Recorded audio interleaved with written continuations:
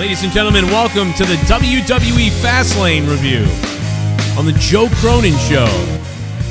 For over 10 years, live on YouTube.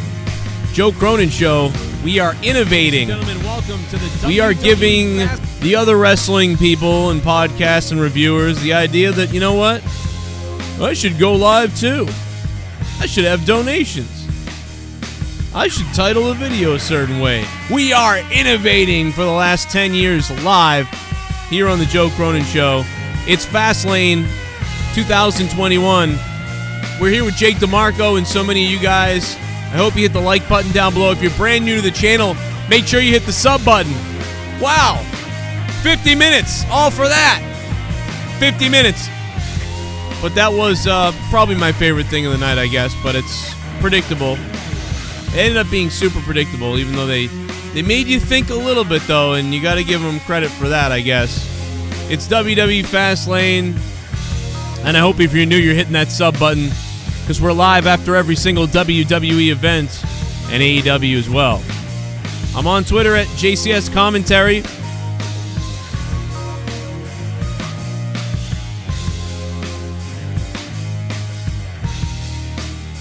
Went with the Rock intro cover. There's Jakey's alive. All right. What's going on, everybody? Well, I can tell by the fact that only 267 people are in here so far that this show was... or maybe there's something wrong with me, but I mean, I'm pretty sure that's not good for numbers. WWE FASTLANE. Let's see. Yep, I mean, you know, I don't know. I don't know. I really don't know, actually, now that I think about it. Looks like some other people's numbers are down. Yeah, I mean, I don't know, man. Maybe people fell asleep during the show tonight, but hard to tell. What up, Jakey? Oh, you're muted. Now you're not. I was like... Seems that way. There you go. Now you're good. You're good to go now. What's up, chat? Yeah. I see a lot of people had issues with Peacock. Myself, it was just on my phone originally. It was very pixelated, and then it kept freezing and buffering. Yeah, phone was a mess, no doubt. Yeah, so then I switched over to finally got the watch on the TV, and that was better, but... I mean, I know some people that just couldn't log in, couldn't create accounts, couldn't migrate over. Mm-hmm. People that just couldn't access the pay-per-view at all. And then some people that, you know, you used to be able to start it live, you know, but be able to rewind. You can't even go back now at this point in time. That's the biggest complaint that I saw that was legitimate, was that you can't rewind. But why? Then somebody on Twitter wrote, what the hell would you rewind on this show? It's terrible. Well, it is a bad show, but still, granted, I'd like the option to be able to, you know, because it used to be where, like, do you want to start the pay-per-view from where it is right now or from where it started? So you always had that option of starting at the beginning, at least. Now you don't have that for any of their live TV because it works like a live channel. Right. So how did you feel about Fastlane tonight, real quick? I'm very kind of all over the place at this point in time. I really didn't care for the show overall as a whole. I wasn't expecting much, so it's hard to be overly let down. But still, some of the things that they really could have delivered here with, they missed, and I'm not more excited for WrestleMania leaving this show. I really did like the main event, but it wasn't great enough to save the rest of this disaster of a pay-per-view. Yeah, I just felt like a bridge to WrestleMania is all, you know, a little bridge, a little thing to get Peacock going. And I'm excited by what they gave us. I mean, everybody in that main event sold extremely well. I mean, that was some of the best selling I've seen in a while. That was one of Roman and Daniel's, you know, best matches in a while for themselves. Everybody played their role very well. I thought that ref bump looked great. Some people didn't care for it, but I enjoyed it. I mean, he really it was a little obvious. Over. The first one was really obvious, but the bump itself was great. The bump itself, he went flying out of the ring rolling. Yeah. Goodbye, you're done for. That guy was awesome. Like Edge took, you know, some solid chair shots, gave out some, and I like the story that they're telling there. It's interesting. Edge isn't quite a heel, but he's so obsessed with getting back the championship he never lost that oh my God, him. look, so. what a shot. Someone just sent me a screenshot. What a shot of Apollo Crews. What does he call this thing in his hands? It's his spear. So he's a spear carrier. Yes. Okay. Does he ever throw the spear at all? Not yet. Does he ever chuck it? I don't know. That'd be interesting, wouldn't it? It would be interesting if you were to just hurl it at somebody. Just whip it. I like Titus O'Neil is there to hold Hulk Hogan's hand at WrestleMania to make sure he doesn't say the N-word. When they first announced that, I thought that was a joke. I thought people sending me that as it was announced on Twitter was literally I was laughing. I was like, "Oh, everybody's sending me this meme." And they're like, "No, it's real." I'm like, "Ha ha ha." And like, "No, that's legitimate." I'm like, who decided that? Well, but but honestly, if they announced that Hulk Hogan was the WrestleMania host, I guarantee there would have been jokes like make sure they get Titus to hold his hand so he doesn't say some racial exactly thing. That's what people would have probably gone with, and because Titus was one of the most vocal about Hogan, I feel, as well. So was he? I didn't think he was. He really? Was for a while. Yeah, I'll tell you, man. He was not happy. Big E as well, but Titus O'Neil is a great dude. Like, I mean, I would assume Titus would. And he made amends with everybody. Hogan did in the back. I know they did that a while ago, but still, that was the thing is that, people were vocally upset with him. So he did apologize on one of the many Legends Night returns that he had, but it just seemed like such an odd joke of a parent. Don't you think maybe it's something like that they should have just let Hogan say like on their show? Like come out with a mic and be like, I don't know, man. Maybe they don't want to tarnish his character because I guess they're trying to protect him. Well, you got to remember that Hulk Hogan has a wonderful message, but the real man, Terry Bollea, is very flawed, right? So, like, you kind of got to remember that. Like, the character Hogan is great, and that's a little bit of the real man, too. But it's, what are you going to do? I don't know. Anyway, Titus is there to make sure he doesn't drop a bad word. Maybe Booker T started saying the N-word so much because Hulk Hogan was teaching him how to do it in the WCW. We coming for you. He was like him and Hogan called each other N-words in the back all the time. It was crazy. But now, rewinding a little bit to what you said here, how do you like Apollo Crews' heel turn with this character that he's got of Nigerian royalty, basically? Like he's coming from a place of royalty in Nigeria, and he's got this accent that he said because he's finally embracing who he really is, and now he's got Nigerian guards of the elite that come to the ring with him, and he's bearing a spear. And are you for this? Are you against it? I really too much of a race baiting thing. Well, no, I actually kind of like it, but the thing is, I just can't believe they're putting him with a spear because, like, the condensation of that or whatever the word is. Yeah, the connotation. Yeah, like and he's carrying a spear. There's a lot around. Of, not much leeway to be gained, but there's a lot that could be said. So I'm okay that with was kind of my word. But I've enjoyed it, and I like what they're doing because they're saying like this was always him. He just wasn't able to be himself, and he's finally embracing because of what Roman Reigns said. It's no different than an Irish guy being like, my grandfather was a badass. He came from Ireland to America, and it's time I start, paying attention to my heritage instead of this. Drew did it with the Braveheart face paint tonight. And then the guy came out with a shillelagh and club people. I mean, which is Fit Finley basically. But so like that stuff doesn't. I like it. I guess. I mean, Apollo was going nowhere. At least now he's got a, sort of a theme. My thing is that he just seems like such a face. It's hard to picture this. It is weird to see him as a heel. It is going to take time to get this to work. Him attacking Big E helped a little bit, but not enough. This match was very short in the way that it ended. He just got this quick little reversal to get the pin, and I'm like, all right, Big E wins, and then you beat the crap out of him. So what? We're gonna get a rematch at WrestleMania? I'm not really that excited for this. So this personally didn't do anything for me. It was a short match. The build hasn't been that great. I mean, the stair attack at first was good, but they kind of overplayed it.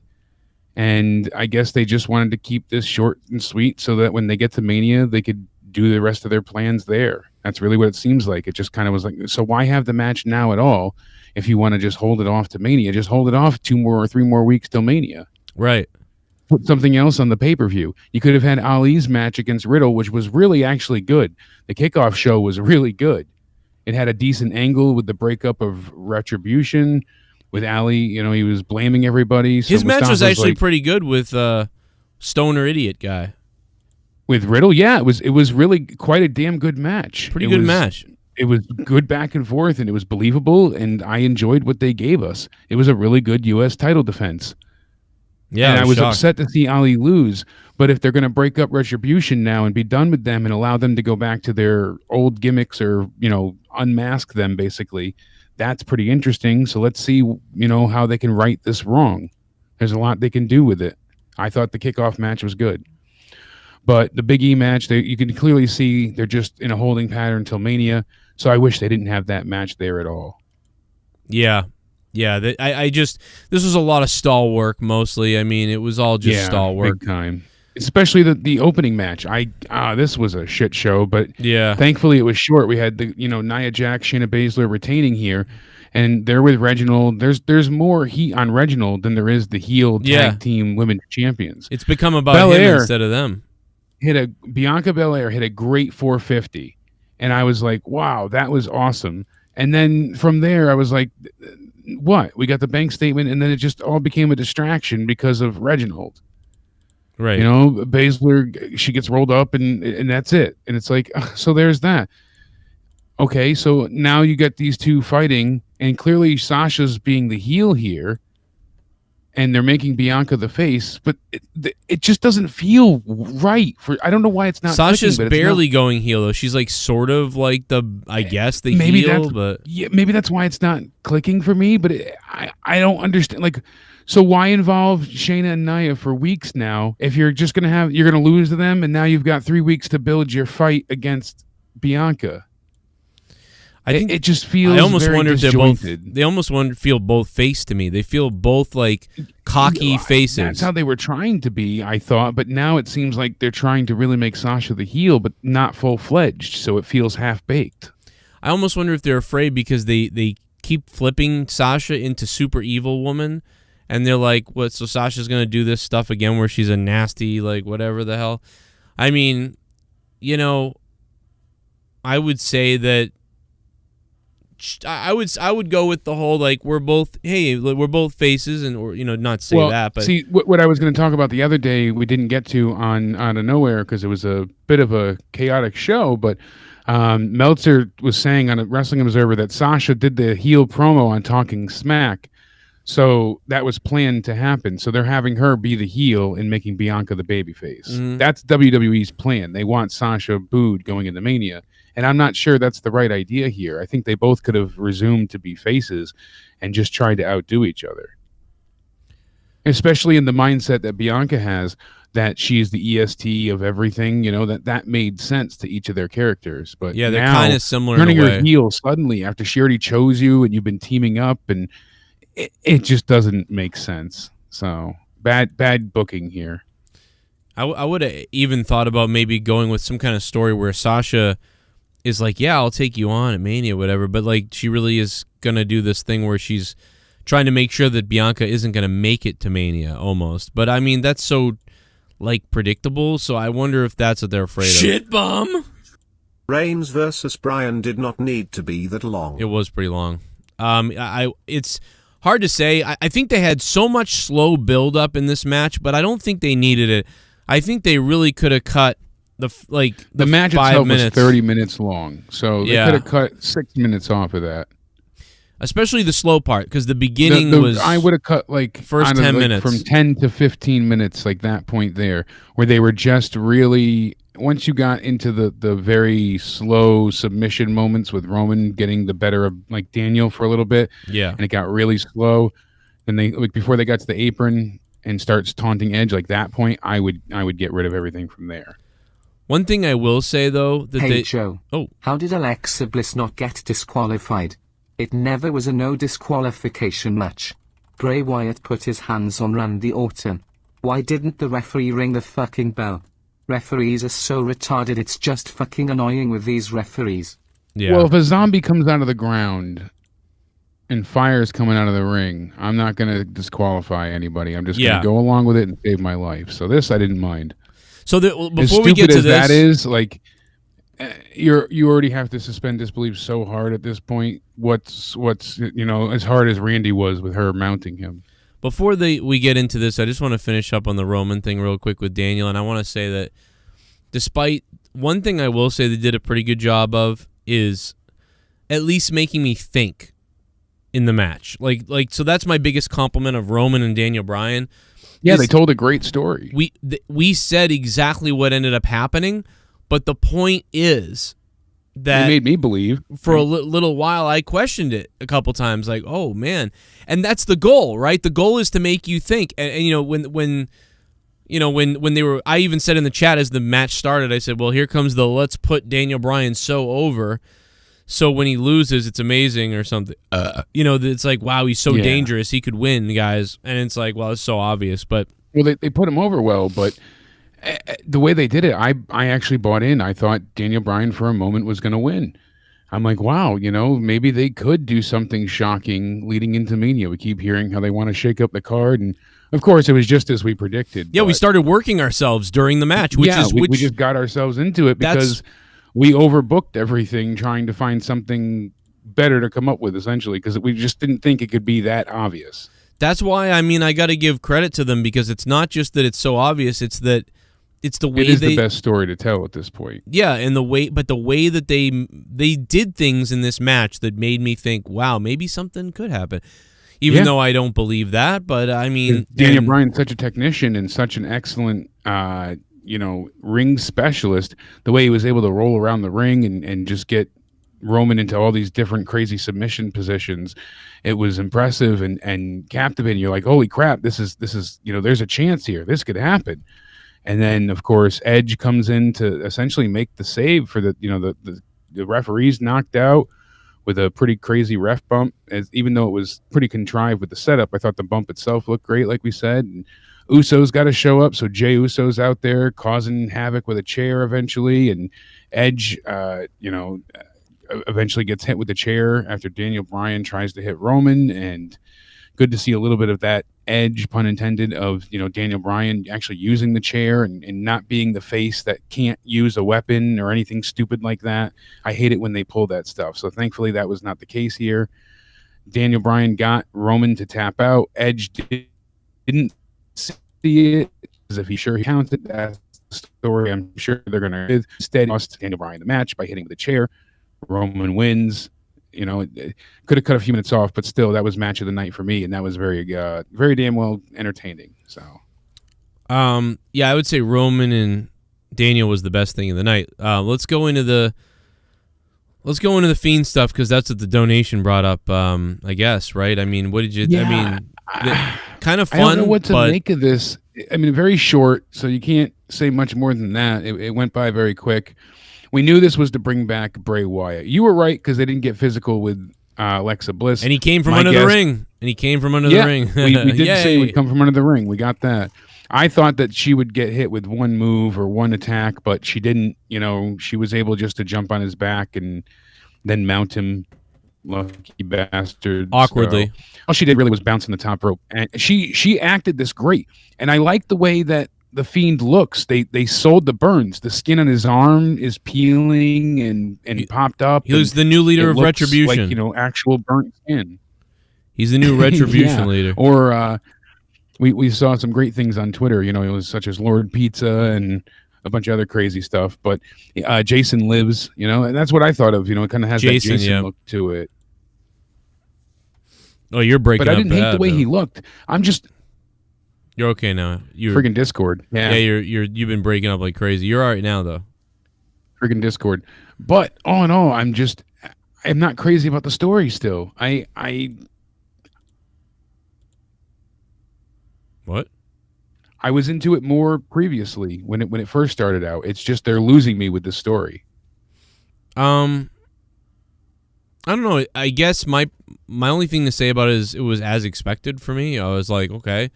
Thought they'd do this exact thing. Okay, this is all it is. I mean, it was kind of fun. Fireballs, magic, very Kane and Undertaker, but like to a way lesser extent. He comes out of the ring. I'm like thinking Jason too. Like somebody in the writers' room probably said like he'll be like a Jason Friday the 13th character, and so everything happened literally as expected. So watching it was just like watching how they end up doing what I believe they're 100% doing, and so. But I mean, the height of this thing really was the Inferno match or whatever with the fire. That was so great. That's all I keep thinking about was like that was really the best of all of this so far. Yeah, that was good. That worked well. The Inferno match ending, was shocking, and it was something. Jim Cornette's going to have a fucking conniption over this, though. He lost it over the AEW women's main event the other night, so he better lose it over this then, because magic powers and fire. He's not going to be happy about this. I doubt he'll even watch this at this point. You think so? He doesn't watch. He couldn't even finish the women's match. He stopped once they whipped out the thumbtacks. He's a fucking idiot. I mean, I know that the match really. Well, I get the point that he's getting at, though. I do and that's too, one of the issues I have is that you get these huge moments that should end a match, but when you put 10 of them in a match, they all become worthless. Yeah.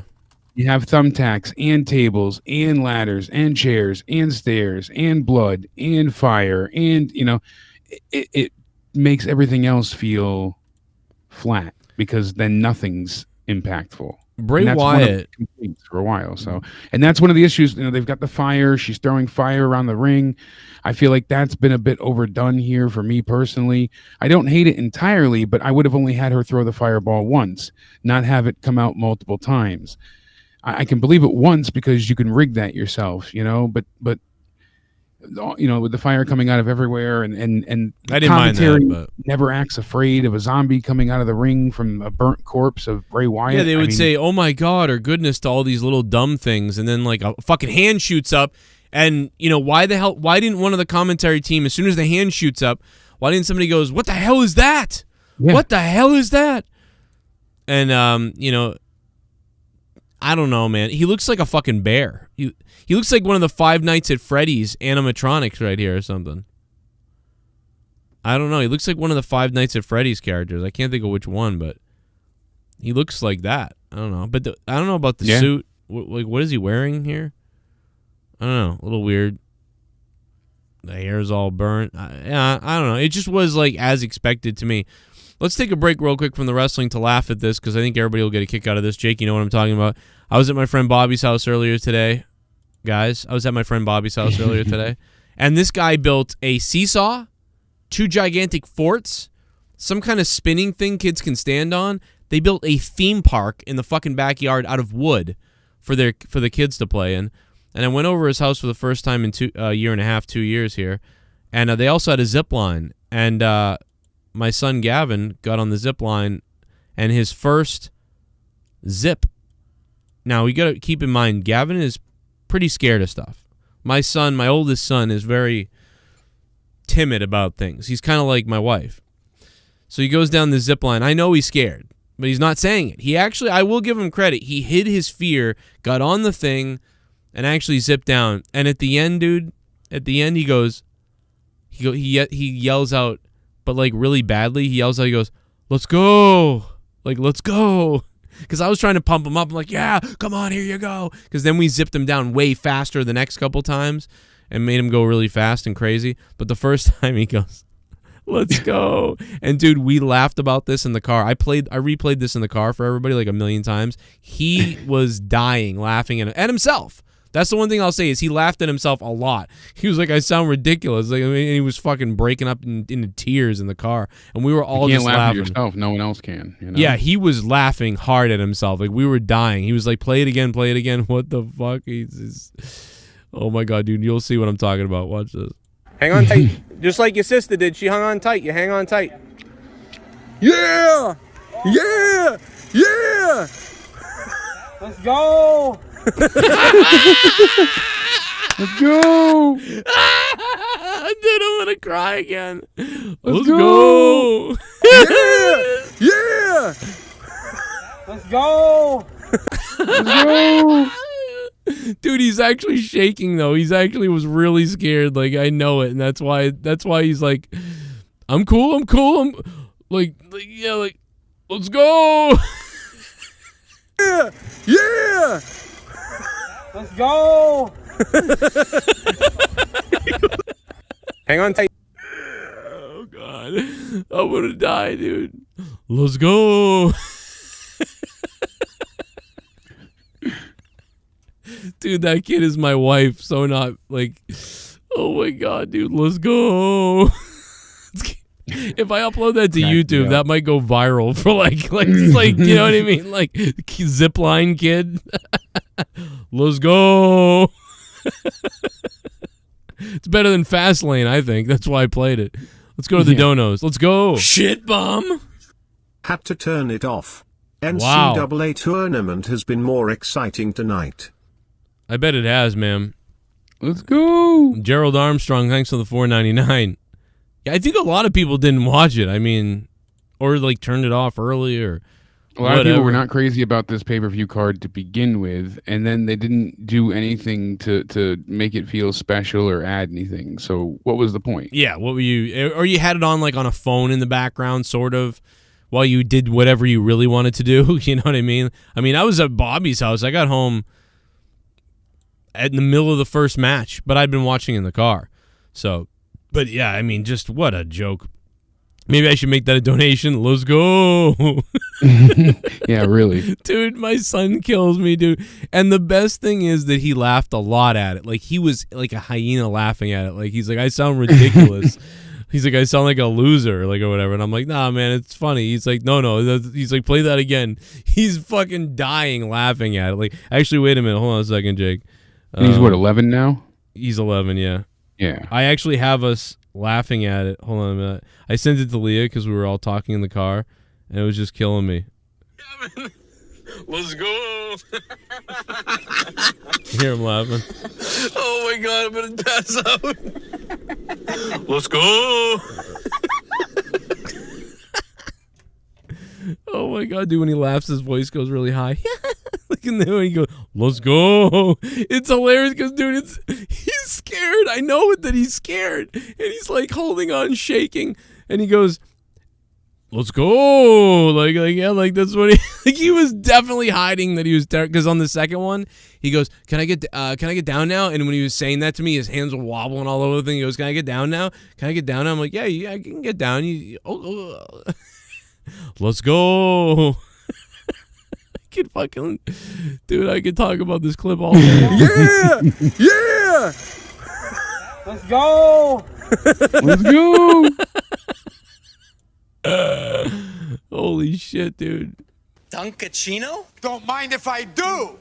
What's my name? Duncachino. It's a whole new game. Duncachino. You want creamy goodness? I'm your friend. Say hello to my chocolate blend. Three-way dance. Horrible show, felt like a Raw go home. Yeah, it really did kind of feel like a Raw go home, but not really, because it had all these, you know, things that could decide stuff in it. So like, I mean, they sort of had that going for them, but it was just weird. Really, the only things that mattered were like pretty much the SmackDown side, right? So I get partially that comment makes sense, but. You want to see me go down the zip line? Hell yeah. It's really not a good shot, but... Did you just donate to See. Joe? Did you just donate to Joe? Harry, Steve. Thank you for the donation. What's up, Harry? How you doing, man? Because you donated. Thank you. I'm going to fist myself. Go ahead and fist in the it. bunghole. I couldn't tell if it was Bray Wyatt or the Toxic Avenger. Good God, that was weird as hell, but tonight I liked the show. Actually nothing fantastic, but I give it a 6/10 as a wrestling show, but as a creative standpoint, 3/10 creative sucks. Oh man, Harry, Steve. 3 out of 10 from Harry. Jesus. This is how bad the show is when you have to change the subject of going over to a friend's house about 10 minutes in. Now we're about 20 minutes in. Oh, 15. Yeah, we're about there. Harry Steve, thanks for the $7. Yeah, there's really not a ton to talk about. I mean, when you really think about it. But yeah, we also want to make people laugh. After I want to make you guys laugh at pay-per-view. stuff. Exactly, a boring pay-per-view. Yeah. Here's me going down the zip line. Which, by the way, I crash into the tree. Watch my legs crash into this thing.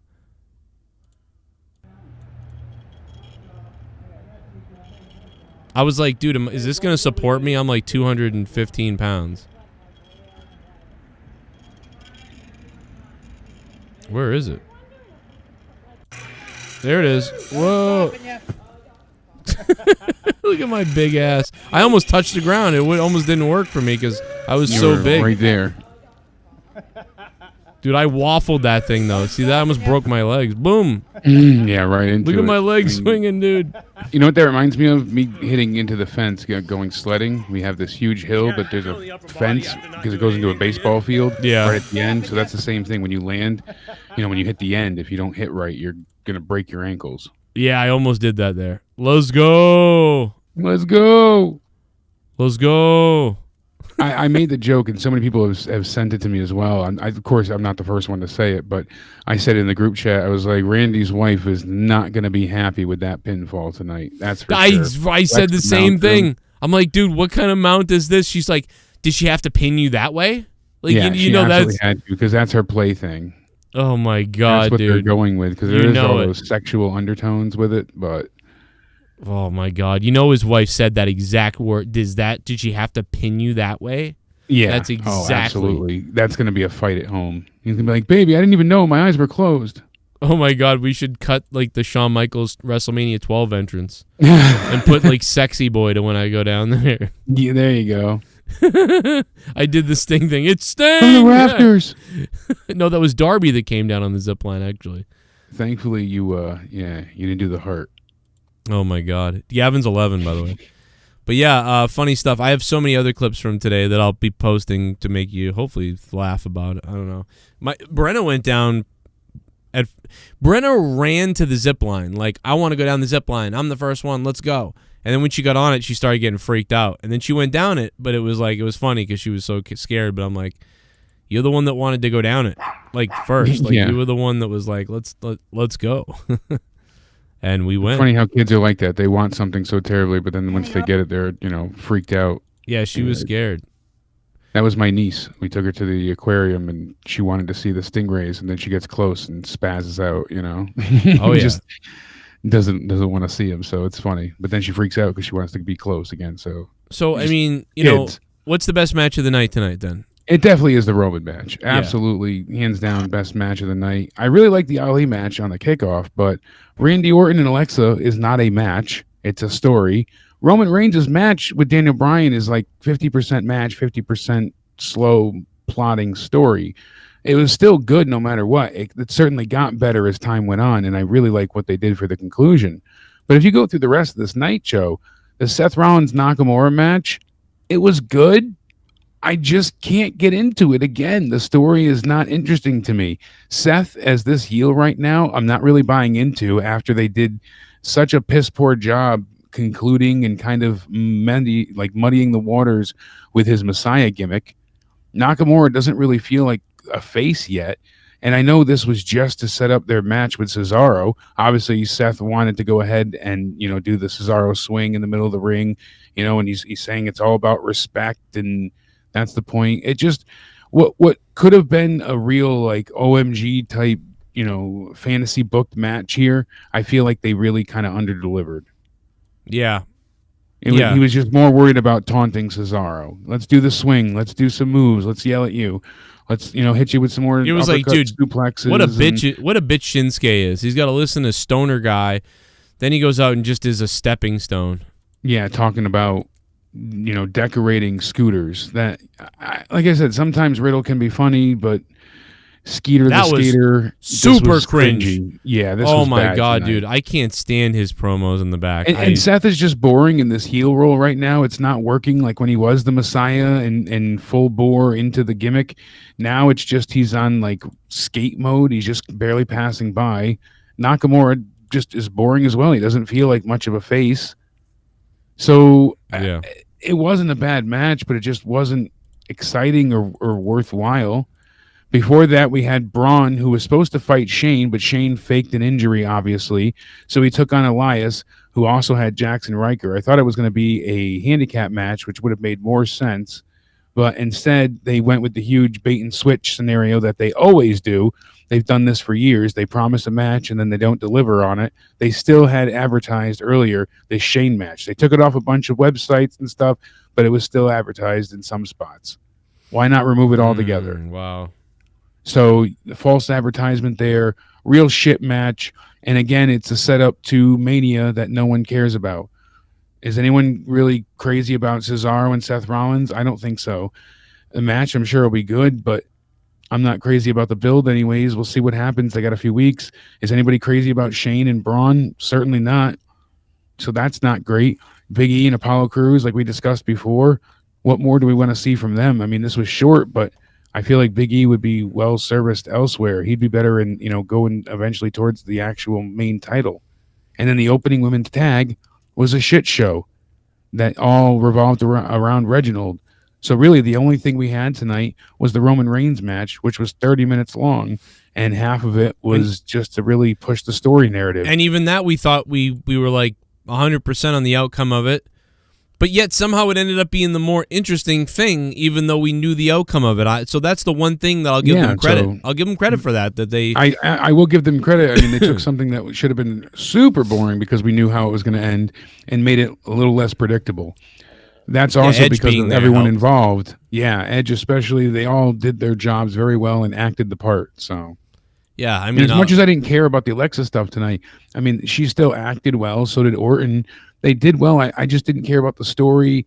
We'll see what they do with the Fiend now. I mean, it's kind of interesting that he's a zombie. The packages for the show, the video intros, were all so good tonight. Again, they were excellent. They're always so good, though. Yeah. That's the thing that's disappointing. Their editing team that they have, their production team, is always stellar, top You're notch. like, is this the same show that I've been watching for the last 5 weeks that just seems to suck? And then they put 5 weeks together. 3 hours of 4 weeks of 3-hour television into a 30-second promo, and it turns out I'm fantastic. convinced that if I was a casual fan now and I didn't have this show to do, I'm convinced that I would watch every pay-per-view, but I would skip Raw and SmackDown because the packages would be interesting to watch to see what the stories are, and then watch the matches. I think you could get away with that. That's what I used to do for a few years when I stopped watching, and I would just come back to watch Mania. Yeah, and and then these things are. I mean, the editing, the storytelling, music cuts, that whoever, man, they're just beautifully done. Oh, Toucan, son of Sam, serial killer. In the city, Philly, we eat shitty. We're gritty as can be. We can survive off our motherfucking own feces. In Philly, we're gritty. In Philly, we're gritty. The Soul City, where we'll eat our own shitty. In Philly, that's why our mascot looks like a...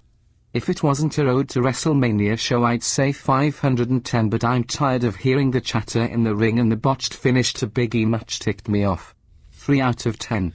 Only match I missed tonight was the Big E match. Can you explain this to everybody, Jake? Because I have no idea what happened. Oh, you missed this? I actually missed it. I did. Okay, so they go ahead, they hit a bunch of suplexes at one point, and you finally get Cruz. He goes in the corner. He gets a big frog splash. He gets a 2 count, gets him back up, and Big E finally goes. He's going to set up for the big ending. Cruz tries to get out of it, and then he goes for like a weird inside cradle, but they messed up the pin here too. So it just looked all sorts of awkward and again, the total shit show. How long was the match? It was less than 6 minutes. It was, I think, wow, no wonder I missed 5:45 around there. When I got home for about 10 minutes, I missed the show, and I was like, wait, I missed the match? They didn't even replay the finish afterwards because the way the pin looked, they didn't even really get the full count. It just... I don't know what the pin was. It was just it was a mess. I don't think it was an actual finish, but they made sure not to replay it, and I couldn't rewind to go back. So I couldn't tell you what I saw. It was just a total shit show.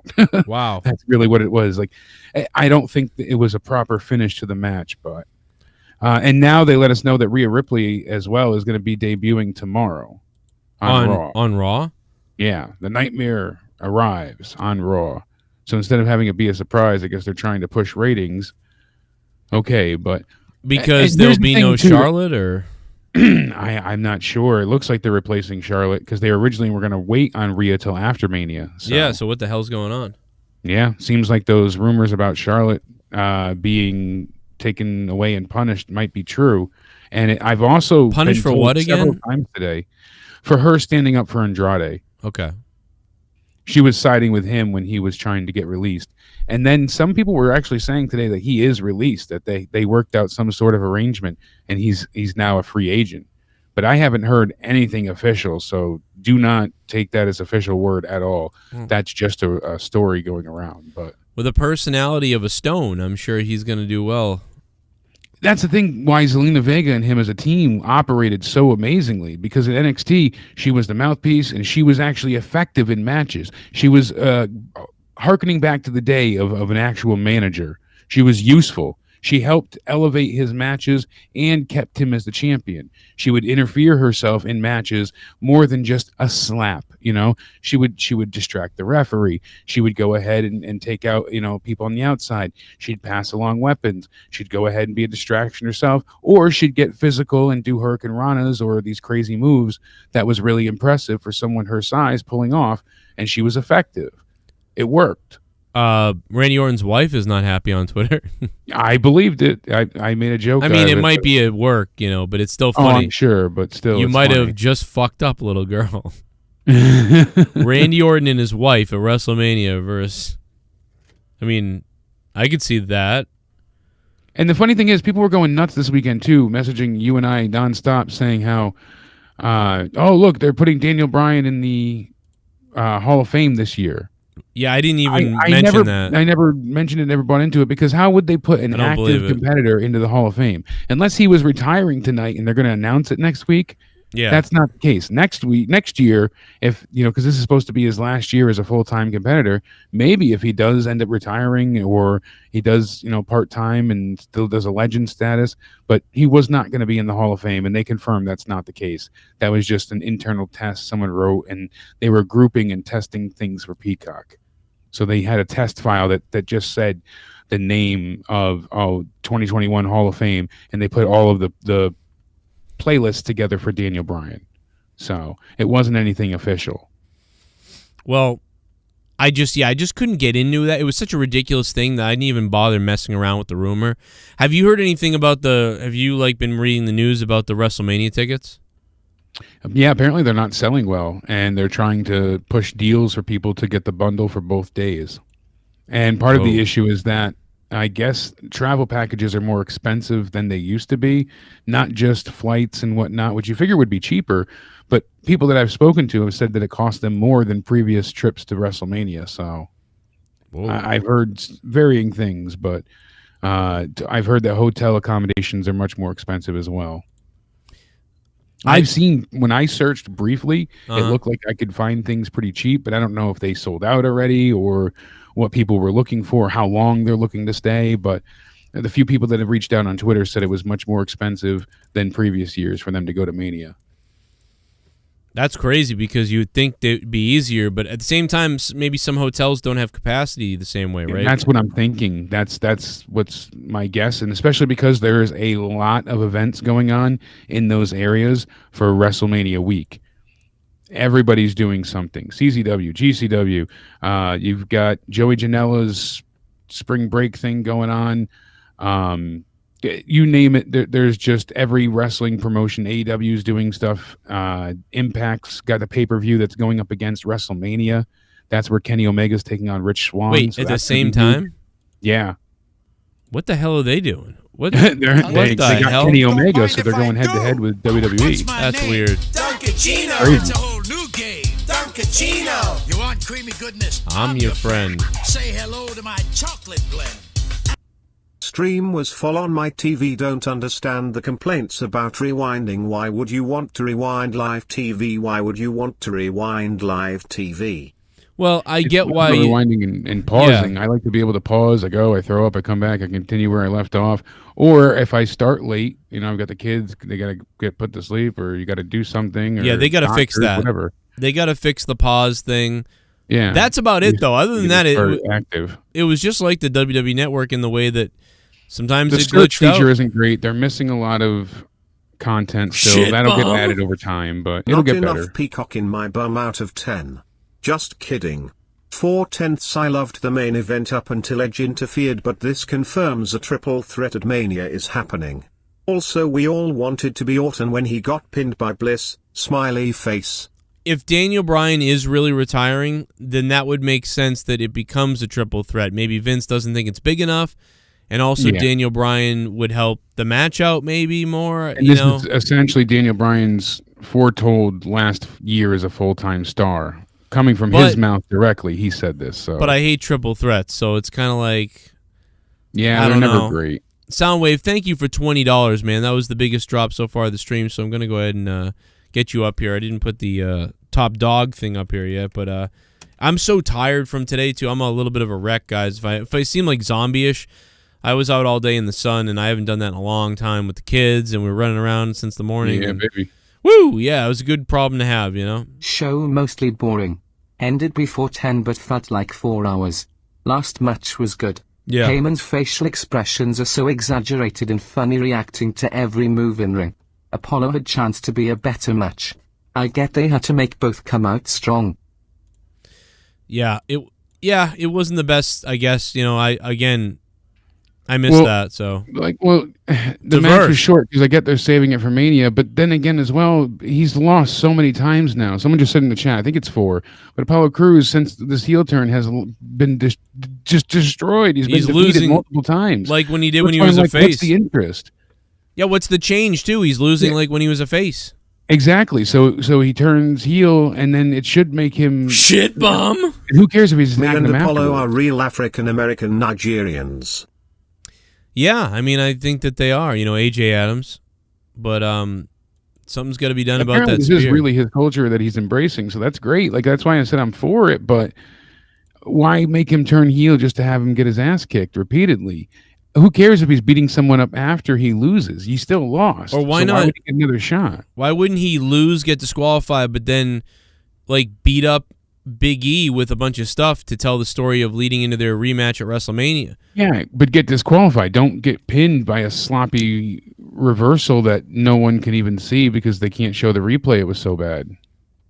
I don't get it. That tells me he's retribution. Don't mind if I do. Just a stepping stone. What's my name? Duncachino. It's a whole new game. Duncachino. You want creamy goodness? I'm your friend. Say hello to my chocolate blend. Do you think Randy got hard when Alexa pinned him? Johnson, dude, listen. That's all I could think about. All I could think about was her laying spread eagle on top of his chest. I was like, man, that wife is at home. Like, that's how she pins you? Are you serious? Yeah, she was definitely shellacking. My wife would have said that exact thing. Like, oh, she had to pin you like she was fucking you. Is that what it is? Like, I know that's what Leah would say that. And most women would be like, what the fuck? She was probably backstage laughing, though, to be honest. But sorry, I'm going to tag you in this now so you can see the pin. Oh, shit, I saw bum! That was good. The Fiend looks badass. What's up, Grasso? How you doing, man? Thanks for the $4.99. He likes the Fiend. I saw mixed reactions for the Fiend. Some people loved it. Some people... I liked the mask, but I didn't like the body armor suit or whatever he had. Not that pin, the botch pin with Apollo Crews. Oh, okay. Yeah, I did not see that. Okay, yeah, so I just tagged you in that on Twitter. Ooh, I hope it's chocolatey. All right, Nick, thank you so much for that donation. Let's go take a look at the pin, man, as opposed to vanilla. It's just so... Like I said, I don't even know how to describe it. Like, they go for the roll-up, then they can't quite get situated, then Big E loses his positioning, and then they still can't. I see. It was it's just a mess. It's a great inside cradle or small package, and then shit bum. It goes to hell. I like Apollo's gimmick, but we know the accent's fake. Yeah, a lot of people, Mario Rodriguez, actually a lot of people complained about his accent, saying it was a bad accent. I wouldn't have had him do the accent, but I get, like he was saying, I've always had the accent. I just had to teach myself not to talk like that so I'd be accepted by WWE. Oh my God! I mean, I would have just. That's kind of what they were leaning at. That's a stretch. So, like I haven't been able to embrace myself. Now I'm embracing the real me and my culture. He should then say, "I hate America." That's kind of the rhetoric that I thought they were going with, just in a less direct way. But he's gonna lose. It's like Shit bomb. How is he a threat? 9/10 You shouldn't lose. Would watch again. Smiley face. I mean, I can't believe this is real, but Ricky says 9 out of 10 and would watch again. I mean, if that's a 9 out of 10, what the fuck is the pay-per-view? That's a 9 out of 10. We're just grading on a whole new scale. So we're going out of 35 now. Yeah, I mean, I can't He believe gave it a 9 out of 35. Jesus, That's what it was. Got to be sarcastic. I mean, 9 out of 10. He says 9 out of 10. That's crazy. There is no chance in hell this is above a 5. Like, it's not above a 5. And I feel bad because the ending was pretty damn stellar, but it was nice, I guess. But and I guess the NWA pay-per-view shit the bed too this weekend. You become so people are upset about that. NWA. I'm Yeah, going to give it should this have been pay-per-view free. a 7 out of 10. Like in the beginning it was very slow, but it picked up with Rollins and Nakamura. Drew and Sheamus was good. The Fiend return and the main event. Mal Gooley, what's going on, Gooley? He actually gives it a 7 out of a 10. The beginning it was very slow, but it picked up with Rollins and Nakamura, Drew, Sheamus. I can understand that number better. There is no way it's a 9. No way this is an 8. No, not even. I couldn't even give this a 7. And it was NWA back for the attack that happened this past weekend. Thank you, Gooley. I mean, I'm going 4 out of 10 tonight. Hey Joe, today, how does it take a chair shot to beat Daniel Bryan? How does Daniel Bryan go through all that shit and not kick out of a chair shot? I hate matches like that. It ruins it. Why can't matches end by a finisher? That's what a finisher is for. I don't know. Sometimes they do. I mean, a lot of times they do. Sometimes they don't. I mean, this was a screwy finish, screw job match, Pacharo. So I get that. But, the wrestling was all right tonight. I mean, if you were just grading on wrestling, I'd probably say 7 out of 10. But as a show and entertaining me, I mean, I'm at a 4 out of 10. Yeah, I don't even know if the wrestling I would go that high because the rest of the night, the matches were pretty... Alexa jumped on Orton quick like she been there before. I'll pay 9.99 for that sex tape. Yeah, maybe Alexa Bliss, maybe Randy's having sunny days with Alexa. He definitely is because she knew exactly where to mount up. Rated R superstar. She didn't even have to look and double check. She was lined up perfect. Yep. She got on his cock, dude. She was just trained. Yeah, I don't even know if I can go 7 out of 10 for the wrestling because even considering the main event, I'd probably have to go like a 6. Ooh. I mean, really, the rest of the night, Drew and Sheamus, we haven't really talked about. It wasn't bad. It was a bit long, 20 minutes, but it was everything we've seen from these two, but 1 or 2 stunts. I think one of them was when why they shouldn't have been having all these matches before this show. If they never had any previous meetings, this would have been stellar. I would have loved this because this had a pretty good damn build, and a lot of the shots that they took at each other, I felt like weren't too egregious. It wasn't like to the point where I'm like, Christ, how are you not kicking out? How are you still standing? They did beat the hell out of each other. But it was to a point where they were, rather doing things that didn't look like it was too death-defying, but you knew it would hurt. Yeah. So thankfully, they were only there was no thumbtacks or glass. You saw the one stunt moment they had is when Sheamus got shoved through the, I don't know what you want to call it, like the stage setup, the lighting rig. Yeah. I don't know what he went through the backside of the TVs. He went through the backside of the LEDs.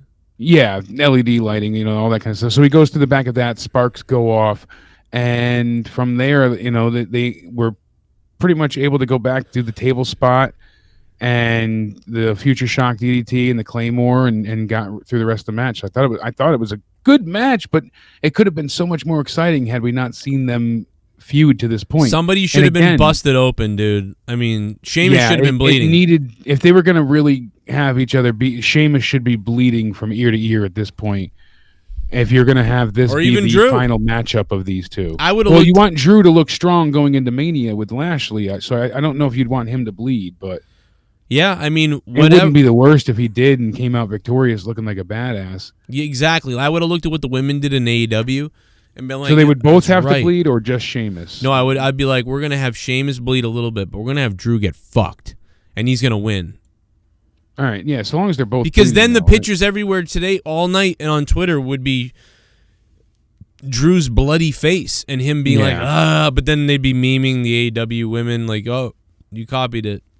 I'm sure so. But even still, had they not had previous altercations, I think it would have added to this. Absolutely. Because we had It was seen stupid. everything they did just about there before. And by the way, especially the way it ended last time with the double stare hit, that was pretty ridiculous. that face paint was clearly Vince's idea, too. He was like, I want to make you just look like the movie. Well, that's Vince's sword that he takes out Right. to the ring with him. So Vince loves this, like, Scottish. he loves Scottish heritage, Braveheart, all that. Oh, my He's God. huge about that, apparently. That We're he gonna has make you look like stuff set up in his Braveheart. office. We're gonna make you William Wallace. We're gonna. Oh, shit. Shell is in the house. Please stop punching my car. That's all I got. Stop punching my car. Stop punching my car. Oh my God. Stop punching my log. Oh my God. Stop punching my car. Oh my God. Stop it. So glad I didn't sit through the whole PPV. From what I saw, 4/10 at best. The Fiend is now known as the Crispy Critter. Yeah, the crispy critter, dude. He looked like a honey badger, goth honey badger. He should have been pissed too with Alexa straddling, Randy like that. Because doesn't the Fiend essentially love Alexa? Isn't that the kind of the story they're telling? So, or he's obsessed with her. That's what should be happening. He should be snatching her off her, slapping the shit out of her for straddling Randy. But thank you, Shell, the champ of the wheel. Finally, she won.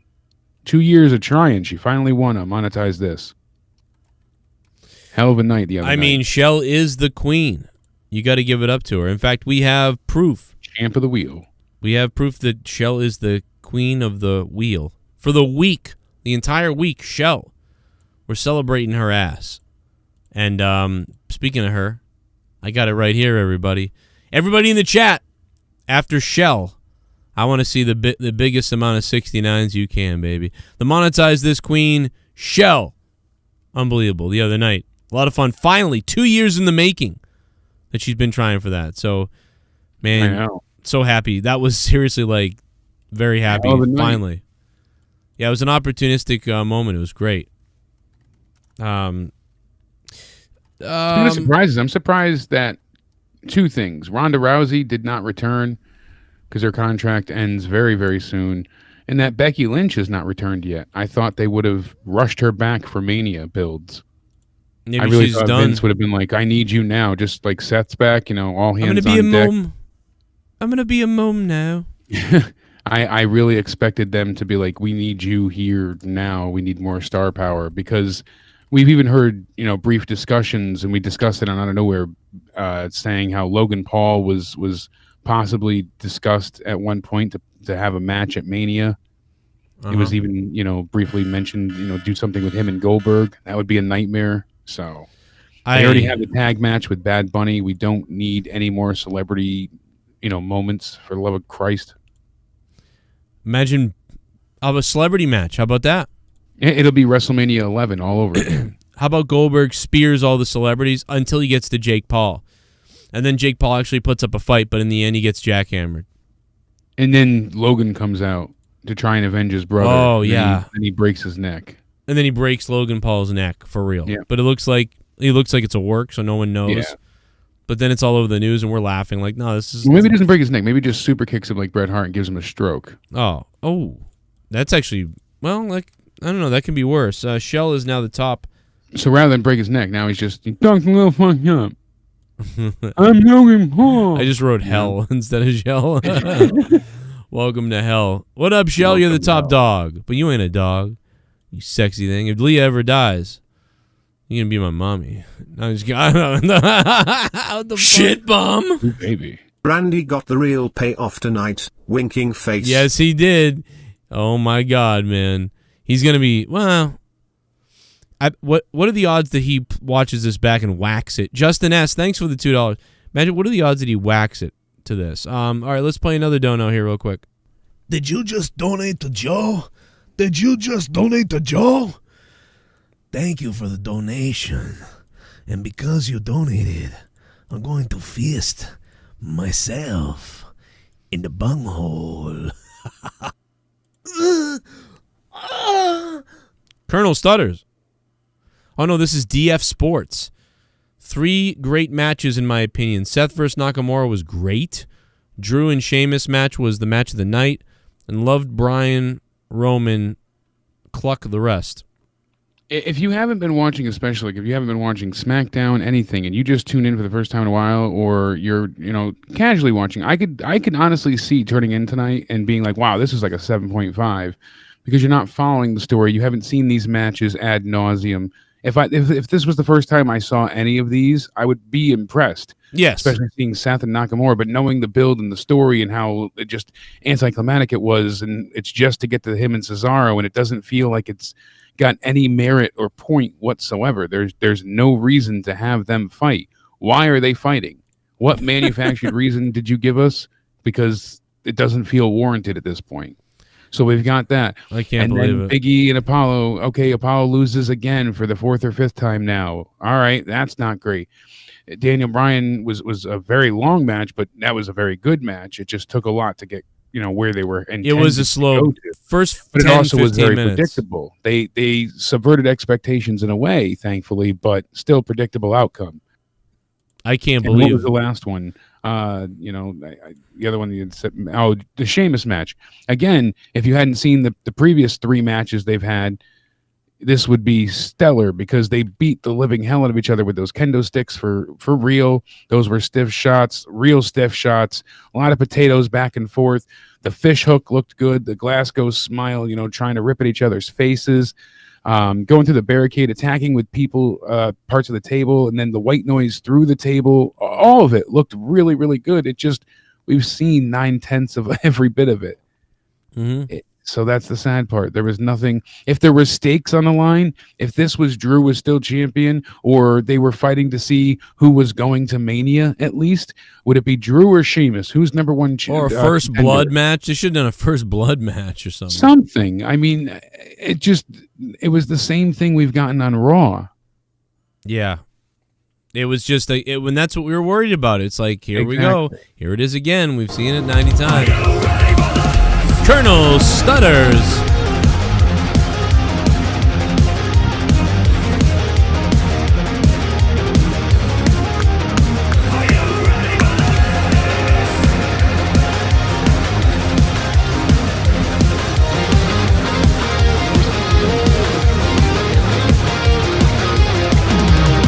Colonel Stutters tipped $5. Did anyone else get really horny when Alexa mounted Randy? I mean, I didn't get that horny because it wasn't me being mounted, but it was kind of like, wow, that's weird. His wife's going to be pissed. Speaking of wives, did you see Leah drink the whiskey last night, Jake? I did indeed. Hell of a clip. It was pretty damn funny. Pretty funny when Leah drank it and just stared at it like, eh. But then later on, I was like, hey, let's drink some. And she was like, I'm tired. I'm going to bed. Yeah, she was just done for. But I was expecting more of a reaction from her, but wasn't the case. So she just drank it and was like, yeah, it's whiskey. And I was like, she was pretty much a badass with it. I mean, it almost makes you almost like Gavin. Like, let's go. Let's go. Let's go. Shit bum. I wish I was in Randy Orton's spot tonight. Oh, yeah. I wonder if Randy Orton's wife got turned on. No, I think she was pissed. Even if she's joking on Twitter, like I bet in real life she really was thinking like, what the fuck with that pin? Like no one pins people like that. What the fuck is this?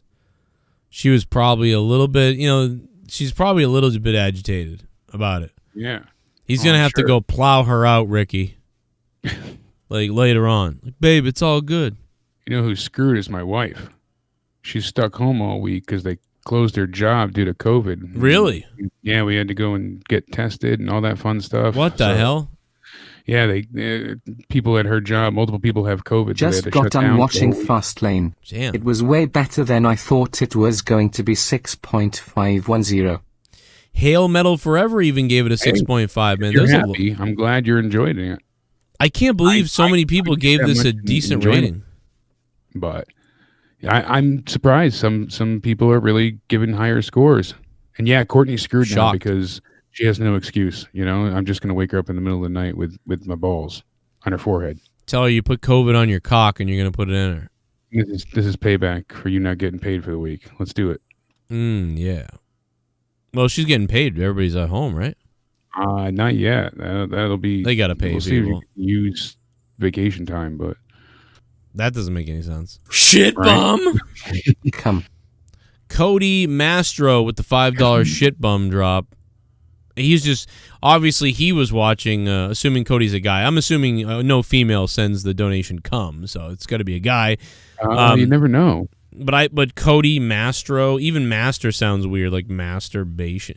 Like he's obviously was watching Randy get mounted by Alexa Bliss's Sloppy Joe. I know Sloppy a couple Clam. of female Codys actually, so I don't think that's female, but definitely know a few female Codys. Man, I want to see just I don't even know, dude. I want to see Alexa Bliss just get on something. I went to SmackDown with a female Cody, actually. Shit bum. Yeah. NGL's PPV was not great. This entire event was predictable. I already know that somehow WWE will pull a decent Mania out of their ass as you predicted, Joe. What do we have to look forward to tomorrow? Nothing other than Ripley. 3, 5, 10. 3.5 out of 10 from Bullfrog's Child Sexlet. Jesus. Yeah, I mean, it's basically going to be, let's just get to Mania so we can watch Mania to see fans again and see what that's going to feel like. And that's it. The road to WrestleMania sucks. Let's just see if WrestleMania doesn't. And that's all it is. They shouldn't have this pay-per-view. It started off as a network special because they already had a pay-per-view. Guys, I think they did the sloppy finish on purpose to give Apollo an excuse to complain about it like it wasn't a real pin. And he has only lost to Big E, a champion, right? So he's not quite Ali. I get he needs wins, but he went right into feud with Big E. No, that was a 5 count. That was a mess up. They didn't replay it. They would have replayed it if that was intentionally planned for him. Yeah, to have like an I don't excuse. know what that was. Like That was a bad moment. They botched that because the roll up. They lost their balance or something. It's weird, but that was not intended. I bet my life on that Factiverse. I don't think that was anything but a botch. They might go with that sort of thing. That's why they had him attack afterwards to get his heat back. But he was planned to lose that match no matter what. Yep. Exactly. It should have just been a DQ. Don't mind if I do. What's my name? Duncachino. They didn't do that, though, because they're doing it later in the night. You want creamy goodness? I'm your friend. Say hello to my chocolate cock. The Fiend should have returned as Husky Harris 2/10. 2 out of 10 from Chlorocat Meowth. What's up, Chlorocat? Holy shit. He's an OG. Chlorocat Meowth. What's going on? What's going on, brother? Hey, listen, I'm a little bit tired because I was out all day. I'm pretty sure I have a sunburn, too, by the way. Thank you, Chlorocat. I've got skin cancer now. Much appreciated. The Fiend should have... I mean, Husky Harris. Or like in a tank top like Husky Harris, but his skin would be all burnt. I mean, just look. They went with the full Jason 6 look or whatever. You become a shit bomb. Oh, it's Ghoulie again. Ask for WrestleMania Braun versus Shane, please. God, why Cesaro Rollins could be good. Kevin Owens versus Sami Zayn is always welcomed. The SmackDown side is having a better Mania than Roy's this year, Yeah, we'll see who has the better show. I mean, I would think SmackDown would have the better show with what they've got going on, or the better main event at least. But Ghoulie, thank you. I mean, what was like? Let's remember real quick last year: Undertaker, AJ, Owens, Seth, and Charlotte and Rhea Ripley. Those were the only really good things about Mania last year, right? I really liked the Firefly Funhouse match too, but that wasn't a match. Yeah, I did like that, but it was Wow. Lana really missed out on Bobby Lashley's BBC. Now he's a champion. Joe and Jake, do you think Ricochet's girlfriend fingers herself by seeing him in trunks? Roman Reigns has not had one bad match yet since he returned. Pacharo, thanks for the $3. Yeah, somebody the other day, earlier today, was like, "Oh, we're trying to. Roman Reigns a good guy. We hate him. Oh, now he's a bad guy. We love him." I'll tell you why. It's because he doesn't cut those promos. He used to say "suffering succotash." He's not believable as a face. The stuff they wrote for him was cringe as a face. People really wanted to hate him, and quite honestly, he's great as a heel. He's just, this character is perfect for him. It took 5 fucking years though to figure that out. So for the people that are like, "See, it shouldn't have. The fans figured it out in 60 seconds." Exactly. Joe sing Coldplay, please. Fastlane sucks. Tony the Turncoat Rear? Fuck. Joe, sing Coldplay, please. Fastlane sucks. Okay, so you didn't like Fastlane either, Tony's Rear. Yeah, my point was because there's two Turncoat Tony. pay-per-views. When they added the second, that was the issue. When they had Fastlane be a network special initially, and then they made it into everything past then, that was the issue. Because you had 2 pay-per-views now to book for, so you're taking away some of your time to build towards Mania, to build towards a pay-per-view that doesn't need to be there. Right. That's the issue. If you have one pay-per-view post the Rumble, that's fine. But the second one greatly diminished storytelling abilities because they have to add things from both shows. So Drew loses the title. Instead of fighting to be number 1 contender, he's fighting with his friend that he's already beat already. You know, things like that. The WWE champion was not defending his title on this pay-per-view. No tag team titles from either show were defended on this pay-per-view. The U.S. title was on the pre-show. When you could have used it, and Jake, you could have used this pay-per-view to feature. And no women's title was defended either, Asuka's or Sasha's. You could have used this pay-per-view to feature that stuff, especially the tag belts.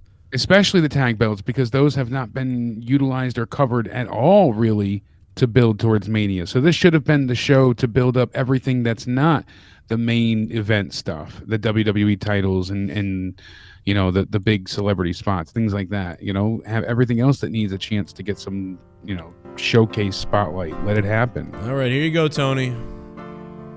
I'm picking, I guess, Scientist. Is this a Coldplay song? Is it? Yes, indeed.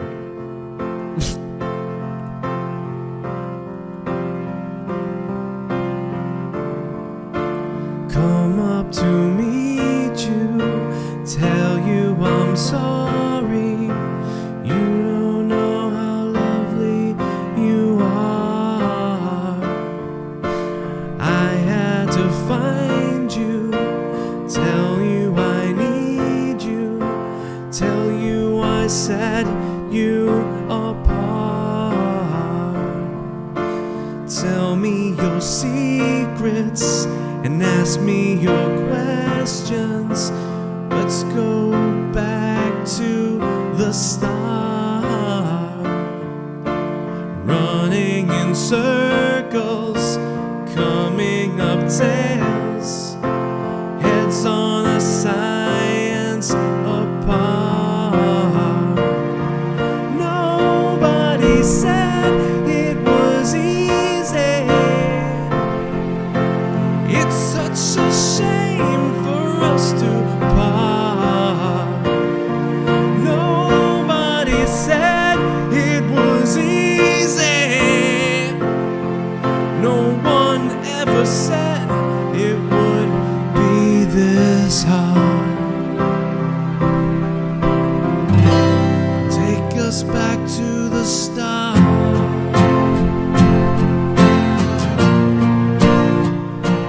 Tony, why am I doing this? Tony, can you explain the $5? Why are we doing this right now? Shut up and sing there. What are we doing here, Tony? Why Coldplay, too? This is very... You finish it. Finish me. Because I'm going to come, so finish it.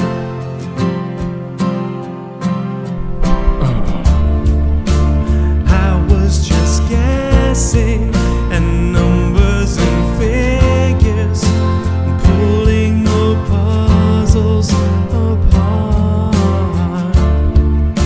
Questions of science, science and progress do not speak as loud as my heart.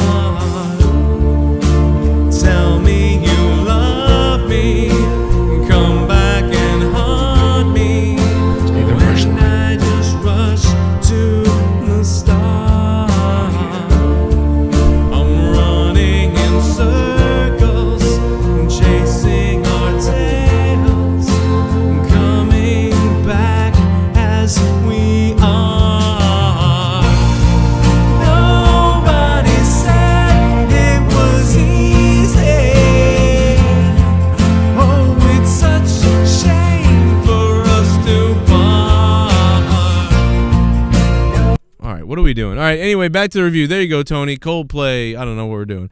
That song actually makes me sad, bro. That's a sad song. Close. You didn't finish it. I'm sorry. All right. Listen.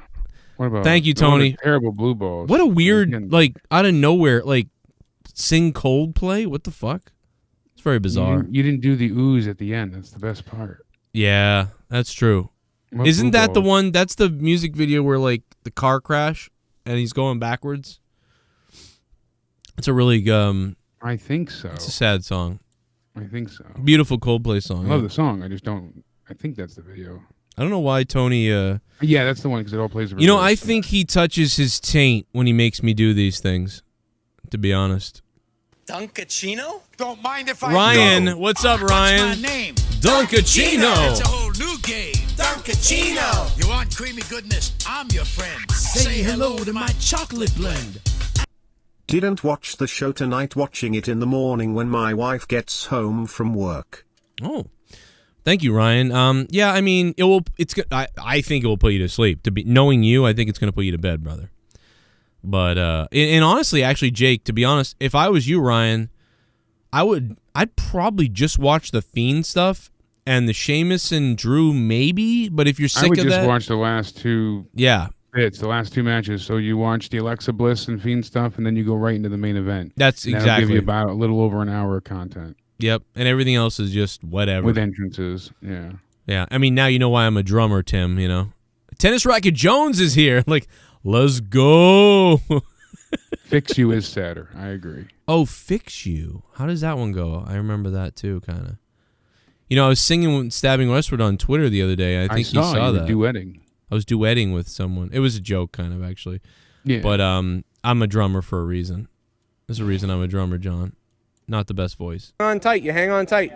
Let's go. Yeah! Yeah! Yeah! Let's go! Let's go! Oh, dude, I love that he thought that was hilarious, too, because I'm telling you, he was laughing harder than I was. He was like... What? I'm glad he is laughing at himself. I love that You can't laugh kid. at yourself, I'm telling you. He's just like Leah, man. Just like Leah trying to no-sell that the whiskey was terrible. She's like... She, like I said, she took it like a champ. I was really waiting for some type of, like, not overblown reaction from her, because that's not her style, but like some type of, you know, oh, that's gross or bitter. Nothing. I was like, yeah. Damn. she had nothing to say. She... like a champ. Oh, yeah. Brother, listen. It made you proud. I love you. I would mate with you. Again? Like, yeah, I would mate with you. Well, okay. We should have done it. Fine, let the cat out the bag, Don't okay? mind if I do. What's my name? Duncachino. It's a whole new game. Duncachino. You want creamy goodness? I'm your friend. Say hello to my chocolate blend. Manjo, out of all the songs you went for, you chose a sad-ass one. Now you need to play the Gavin clip again. I did. It's like we're thinking on the same wavelength. That's so weird. Yeah, I don't know, man. I don't know Coldplay that well, so I don't even know if I didn't know they had happy songs. I thought all their songs were kind of like cold and like they're just pretty much just you know, like sort of there's a like couple dreary stuff. Yeah, I always hear they're amazing live in concert. I've always heard stellar things about them. Really, like Kid Rock live, like when because he's great live. Kid Rock is good live. I wouldn't ever go to a Kid Rock show. I saw him by accident, and it was awesome. Haven't eaten out a chick since July. Fastlane Blue. Damn, well, that's not too bad, Miss Pico Boulevard. That's not bad. Some people go on terrible dry spells. Yeah, a dude. Female I was talking to not that long ago, she's like, "Oh, I need to desperately get laid. It's been 2 years and 2 months." I'm like, "You could literally walk outside right now and get pussy and get laid right now. What is wrong with you?" I said, "You should not have a problem finding a guy. What is something is terribly wrong here?" And yell, "Get pussy!" Like 5 guys would line up with roses. I'm telling you. Yeah, but is she gonna be picky about it? Because then probably there you go.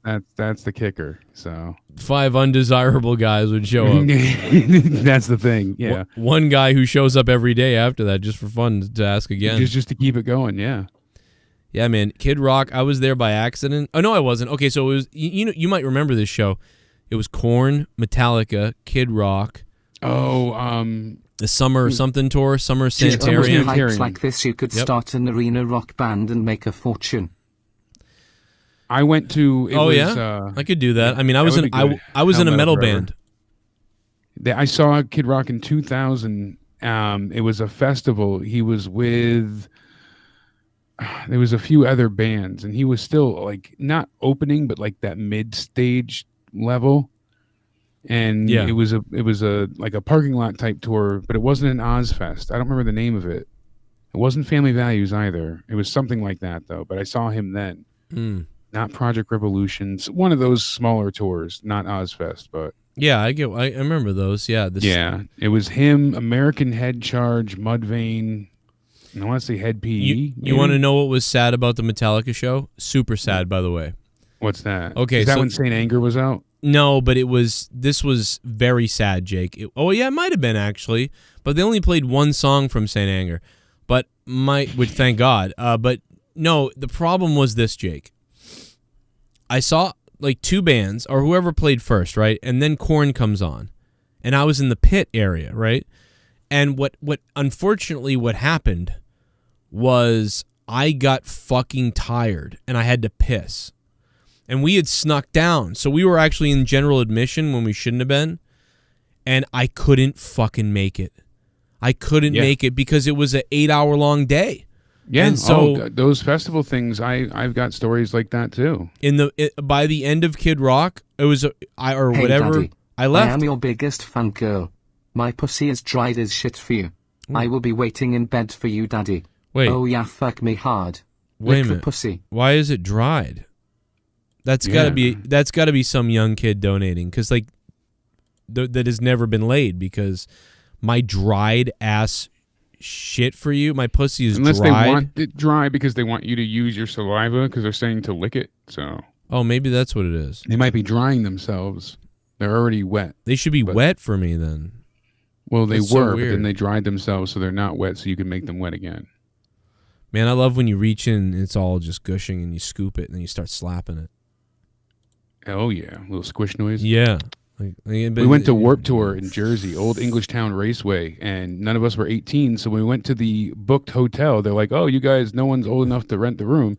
So we slept in the car. So obviously, like, already everybody's exhausted, beat, destroyed, and we're waking up and, you can't sleep long. The sun comes up. Where are you going to sleep in the car? So we're pretty much, killing time at a Denny's. We go to the Old English Town Raceway, and it is 105 degrees out. Oh, my God.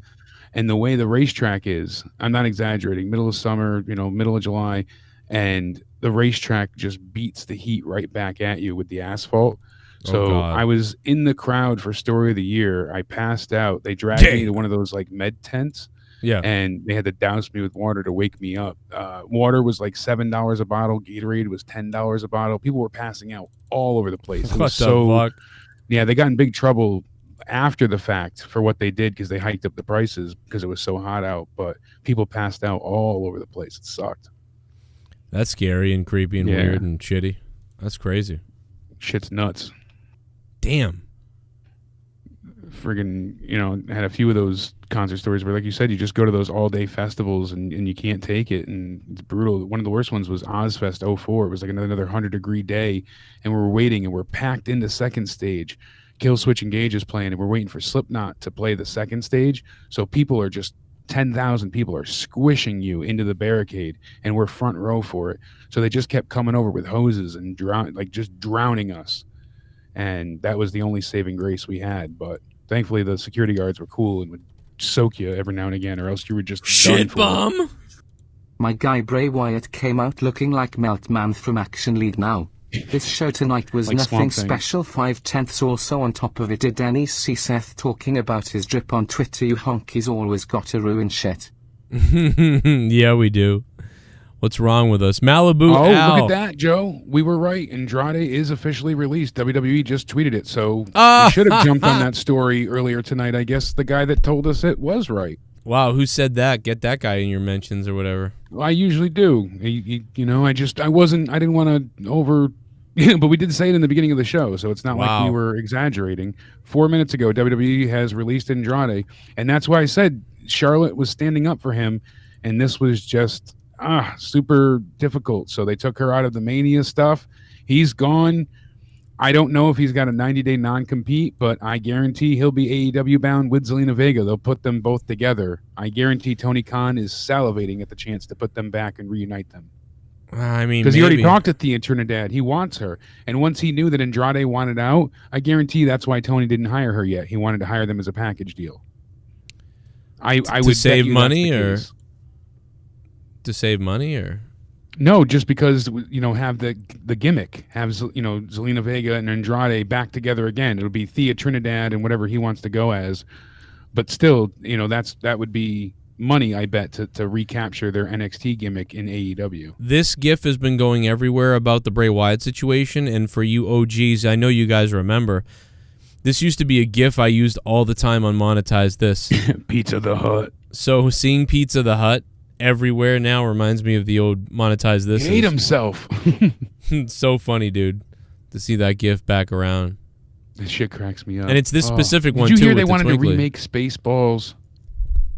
No, I don't. Maybe I did, but I don't remember. I don't. I had just heard over the weekend that how they do you wanted remake to, that? Like more legit talk into cinema. I like really wanted to redo it, and I'm like, oh, that would be so horrific. Please don't touch that. They should make Stifler, that guy, Sean William Scott, be Lone Star. Just do your own parody of it, like, or you don't have to remake Spaceballs itself. Like, you could do the Spaceballs universe and do another story, but don't remake the Spaceballs movie. Okay, so cast Tim Dillon in John Candy's role. Sean William you already Scott. got all the cast. I'm ready to go. Tim Dillon is John Candy's character. What is his name? Buck or Muck or something? What's it? Snot? Barf. There you go. Barf. So Barf is Tim Dillon, and he doesn't give a shit. And Sean William Scott is Lone Star, Bill Pullman's character. All right? And who's the Asian guy from the Hangover movies? He's Lord Helmet. Oh, he's a doctor too. Yes. Dr. Ken Jeong. Right. I think his name is. The funny Asian guy.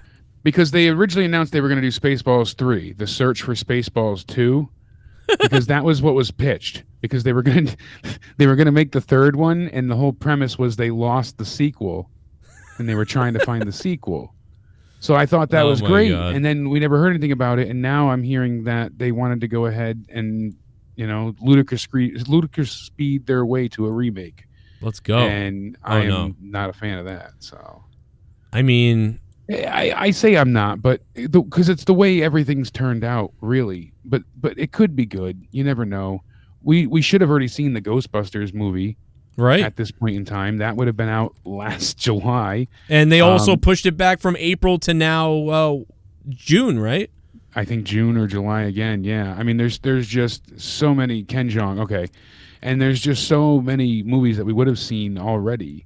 So yeah, I have 50 minutes left of the Justice League Snyderverse cut, and it is so good. I think I'm going to watch it tonight. I think I'm going to say to hell with work in the morning, and I'm going to watch that tonight. You should, because I desperately want to talk with you about it. Let's talk about it. I can't wait. It's so good. Guys, become a patron, too, so you guys can hear all our podcasts. Please, check out Patreon. It would help. Not only does it help us out a lot, but you guys get a bonus 20 to 30 hours a month of bonus content that you don't hear on YouTube. And you can download it on audio right to your phone. In audio form, it's only on Patreon, most of it. So check it out. There's tons of shit on Patreon, but it really helps us obviously be able to keep doing this. I don't get paid from ads anymore, and I'm already working multiple other jobs. So if you guys want to help us out, and it's up to you guys. I know it's tough for everybody right now. $1, $2, $5, $10, whatever. We have a lot of $25 and up patron producers, people who produce on the show, get the producer credit. That's going above and beyond. You don't need to do that, but it's awesome that we have that. And we could use a few more if people are doing well off, you know what I mean? And Leah's calling me on phone right now, which is really weird that I'm getting a phone call on my cell phone, so I'm going to take it. I'll let you handle that. Yeah, and so I, clarify that Andrade said earlier today, where should I go? Good news, and he said that he's going to let everybody know, #happy. But this news came far before that. We had it for out of nowhere, so it's been, in the talk for days. I'm just speculating, hey, what if? That could be interesting if Tony Khan goes ahead, and that's why he waited to hire Thea Trinidad to go ahead and see, hey, let's see what happens. And this could be the reason why he went ahead. Now Andrade can come in. If there's no 90-day no compete, they could do something pretty quick.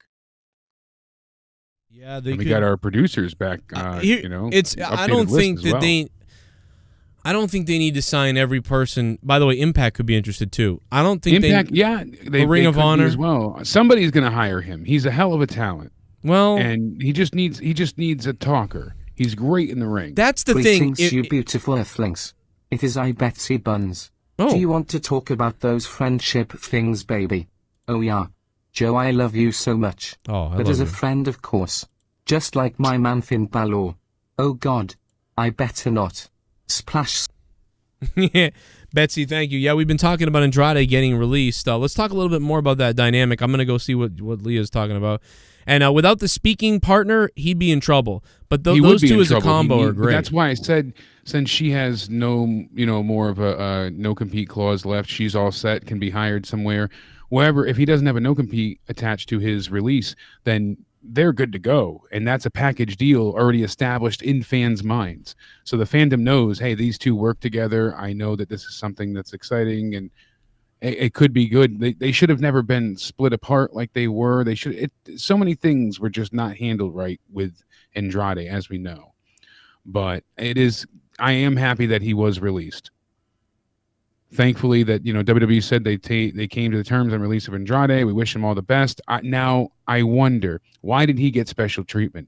Look back to all the stars that asked for their release, never got it. FTR, we saw Brody Lee not get his release when he asked for it, and the list goes on and on. Was it because Charlotte went ahead and defended Andrade, or maybe she pulled the stink and said, fine, take me out of WrestleMania so long as you release him? That's just a guess. Anything's possible, but still, it's an interesting case to be made.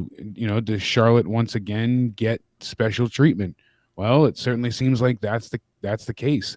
Her boyfriend goes ahead and gets his release approved when we have not seen anyone else go ahead and get their release approved at all. Certainly is interesting that that's the case. We have a little bit of an update. We got a backstage reaction to the Charlie Caruso situation, and apparently it wasn't really a surprise. Everyone was told that she wasn't very pleasant to be around, so this wasn't all about her being late either. Apparently she wasn't an easy talent to work with. So will we see her at AEW? I don't know. She has a friendship with Tony Khan. She's worked with ESPN before, so she'll certainly be fine. But people, weren't really shocked that she was let go. Also, WWE definitely pulled Shane's match because they're going to go ahead and have that run at WrestleMania. But I guess it was an intended bait and switch for some people that did want to see the match. They were still going to have it booked tonight and then wait until WrestleMania to actually have Braun take on Shane to get his retribution. We let it be known earlier, but a bunch of sources stated that Daniel Bryan's 2021 Hall of Fame induction was just an error, or something they were testing on the network. He isn't planned for this year's ceremony as of now. So thankfully, he's not an inactive wrestler. He's still on the active roster and still competing. As of tonight, it seems like, we'll likely see more, but we have the NWO coming. Eric Bischoff's been announced, Molly Holly. We still have everybody from last year. Batista's been taken out, which is interesting. We don't have any reason yet as to why he's been excluded, but I imagine it's because of some of his political stances and idolations and basically the things he said on Twitter. He kind of leans a certain way that the McMahons don't. And maybe he just said a few things that kind of ticked some people off in the back in the political sphere, and that's what led to him not being included. So I could see that being the case because there was no mention, no nothing. He's just gone. And yeah, maybe Charlotte, would have left if they didn't release him. Maybe she threatened saying, I'd leave too. Who knows? There's a lot of possibilities here. We're really kind of unsure, but it is interesting to consider, why did he get special treatment? And then we did hear details that they have to be out of, for the Thunderdome completely. When is it? By the 9th. for Tropicana Field because the Rays' first home game is then. So the final time that they're actually able to film would be April 5th, and that's the episode of Raw. So WrestleMania week is a very busy time for them. So what they're going to do is they're going to pre-tape 2 episodes of SmackDowns. So they're going to do SmackDowns twice over and only have the 1 episode live of Raw Tarded. Works out okay, but you're going to have 2 episodes of SmackDowns taped instead of just the 1 Raw Tarded not being live. So Raw instead will be able to be live the week going into WrestleMania, and then everything else following then will be filmed previously. The Hall of Fame will not be live. NXT Stand and Deliver will be live, I should specify, but nothing else WWE related that week will be live until they get to WrestleMania. So, going to be a busy week, though, as we said. That Monday we have Raw. That Tuesday going into WrestleMania week, obviously, is the WWE Hall of Fame. That Wednesday is the first night of NXT Stand and Deliver, and that first night is featuring the NXT Women's title being defended. Io Shirai is taking on Raquel Gonzalez, and that is the night 1 main event. Night 2, Thursday night, only on Peacock. The Wednesday night is going to be on the USA Network. Night 2 is Finn Balor versus Karrion Kross. That is the main event for the NXT Championship. Karrion Kross never lost his title. He had to relinquish it due to injury. So we get to see him finally try and recapture his gold. And it seems like that's going to happen. We also have the NXT Cruiserweight title unification match. Santos Escobar is taking on Jordan Devlin, the rightful champion. So that's going to be a hell of a match as well. So we're going to have that to tune into and review, plus AEW, plus, the list just keeps going on. There's going to be a ton of content. Obviously, we saw tonight with Seth Rollins and Nakamura. It was just to set up the Cesaro and Seth Rollins match for WrestleMania. There weren't too many more builds towards Mania tonight, unfortunately. Doesn't seem like they have, much in the can of things really in mind to really push. The rest is probably going to be short-term builds and things thrown quickly together. We're going to get probably another Andre the Giant Battle Memorial Royal over-the-top rope BS challenge. I'm sure we'll get some type of ladder match. I was hoping it would be for the Intercontinental title. Doesn't seem like that's going to be the case. And it'd be odd at this point not to have a ladder match at WrestleMania. So my guess is it's likely going to be something with one of the tag teams, probably on the SmackDown side of things, because they have the Street Profits and Ziggler and Rude and, a few others. They can go ahead and manage to do it that way. I think that would be probably more beneficial for them, even though I'd rather it be for the IC title. All in all, trying to give tonight a score, it's really difficult. I want to say probably a 4. I mean, as stellar of a main event it was, I really like the story that they told.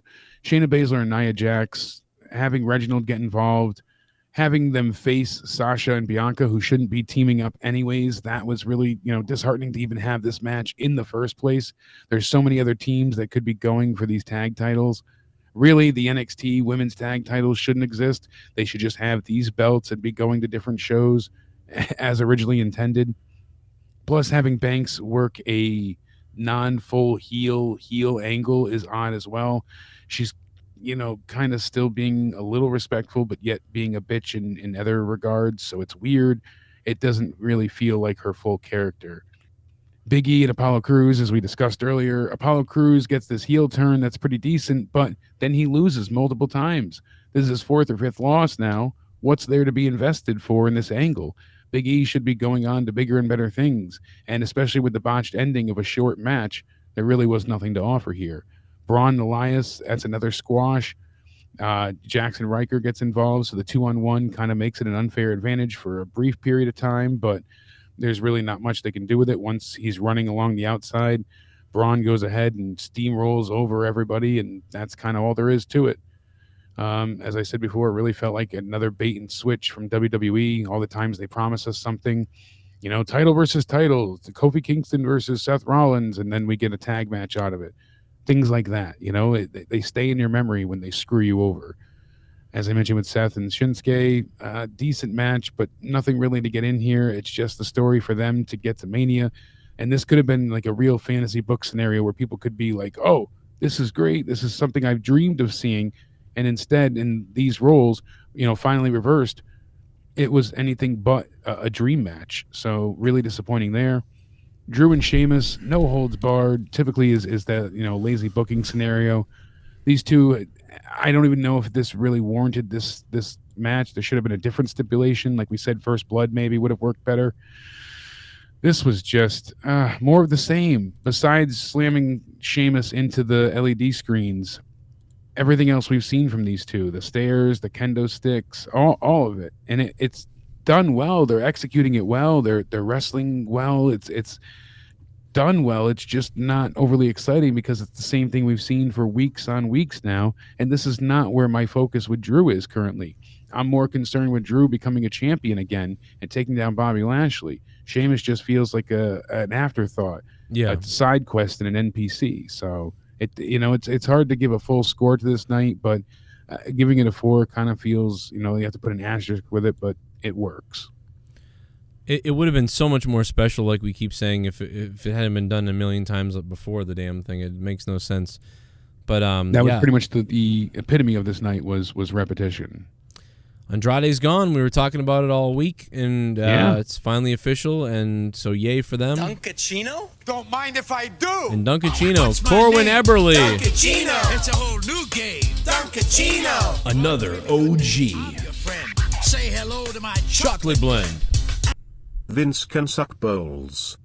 Vince can suck bowls, says Corwin Eberle. What's up, Corwin? Dude, Corwin's been listening to the show for like 7 years. So thank you to Corwin. My kids, my daughter, I think she's just having a freak out upstairs, and so I was taking care of that. Now Gavin's hanging out with her, so I think she's overtired and can't get to sleep, without somebody holding her right now. She's in that time of, needs someone to lay with her. So I gotta go read her a book. So I'm gonna get out of here in a minute. Shit bomb. Go read my daughter a book. I give tonight a solid 8/10. Wait a second, no Becky and that Irish taint? 2/10. Fuck you WWE, fuck your stupid wimmy asses. As a matter of fact, I'm coming to Stamford to give you a piece of my mind, and in bringing TNT with me, you cunt nugget ninjas. Oh my God. Becky's placenta. Jesus. Becky's placenta. That's disgusting. What if Becky never comes back? We never get Becky again? We never get Ronda again? That'd be... that's what I'm saying. I'm surprised that Ronda, of all people, didn't return. She kind of blames the fan base, saying that they, pushed her out, but I don't believe that. I don't feel that was the case. That's a weird thing to say, though, if it's not true. Was right. Alexa just sat there and took it. Oh my God! No, but she actually I don't know, gave she was it. throwing fire and... Yeah, rated R superstar. I don't think JD was right, because Randy's the one who sat there and took it. Yeah, she was on top. Yeah, so it would have been funny if she did lay down and he got on her and pinned her, and then we could have said that, and that's funny. And I'm used to being on the bottom because all I can do is fuck up, but still, that's pretty funny. It's all you can go with. You got to go ahead and, you gotta have that power thrust, Joe. It's all about the hips. Yeah, right. I think Ronda had her little fun experience being a wrestler, and she's like, yeah, you know what? I'm too much of a pussy to deal with these fans. I'm out of here. That's really what it is. Well, her psych issues certainly got to her. Now, if Charlotte Why leaves... I'm not at WrestleMania this year. My batteries were shut down. Who did that? Well, now Charlotte can never beat her dad's record like everybody really thought was going to happen. I wonder, it's all speculation, but why did Andrade get special treatment? There has to be, she had to have done something. And that Ric Flair was a big proponent and a supporter of Andrade as well. So if he has any pull with management, maybe he helped to get them to release him. Once he lost Zelina Vega, without Vega, he's just can't speak at all. He's like... They should have put him with Charlotte. It would have been better than just not having him on TV. Could have tried it. I don't know. I don't think they liked him without... Duncachino? Don't mind if I do. Ryan. What's my name? Duncachino. It's a whole new game. Duncachino. You want creamy goodness? I'm your friend. Say hello to my chocolate blend. You think Raw matches night 1 and SmackDown on night 2? No, I think they'll mix it up for both nights. I think. I don't think they did that last year. Yeah, they're going to do it the same way they did last year, just different events each night. It wasn't divided by show. Yeah. I think they'll be fine. Even NXT, at least they let you know night 1 is the women's title, night 2 is the men's title. So, if you want to see one of those matches, you can pick which night you want to go to, or that kind of thing. That's what they should be doing for Mania. They should have let people know already. Hey, this is what's going on this night. Shit and bomb. this night. Pausing on Alexa's been more than Sharon Stone's bush. I bet you a lot of people are. Mr. More Pico. than the nipple slip of Janet Jackson at the Super Bowl. Or the Bella's nipple slip. Oh, remember that? Boulevard. Yeah, I That was remember hilarious. that. 2015? Which one? They had a couple of them. Both of them did. That's right. They did. Yeah, they have some big nippies. They really. You see what Welsh said. Imagine Charlotte, Andrade, Nature Boy, all showing up in AEW. Double A, Tully, Jake the Snake. You got them all together. Well, now it's TNA all over again. Yep. You got they're just. But what's unfortunate? Like, people are like, oh, you're just stealing from Impact. They said from WWE at one point in time when they got Bobby Lashley and Christian back, and people, so, and then you hear it from AEW. Oh, you're just taking from WWE. You're just, you're a former WCW. But really, all the talent has only been to a few places. So there's only so many places you could be from. If you're known and going to be on television, you're typically coming from one of the other, established wrestling places. Yeah. So it's kind of an unfair statement. I get what people are getting at, but Yeah. All right. Well, listen, guys. I'm going to go sort out the fam. Yeah. What was your rating for tonight? I am giving tonight a 4.5 out of 10. You're half a point above me. There you go. I'm at a 4. Don't forget, this week we got a busy week. It's going to be crazy, obviously. Yeah. Raw we got tonight. NXT AEW Wednesday. Tuesday Throwdown. Thursday out of nowhere. Boom. Friday monetize this, and then more podcasts on the Patreon. Thank you to all the producers. We got the Zack Snyder stuff to talk about. We got just so much stuff to talk about that's out there.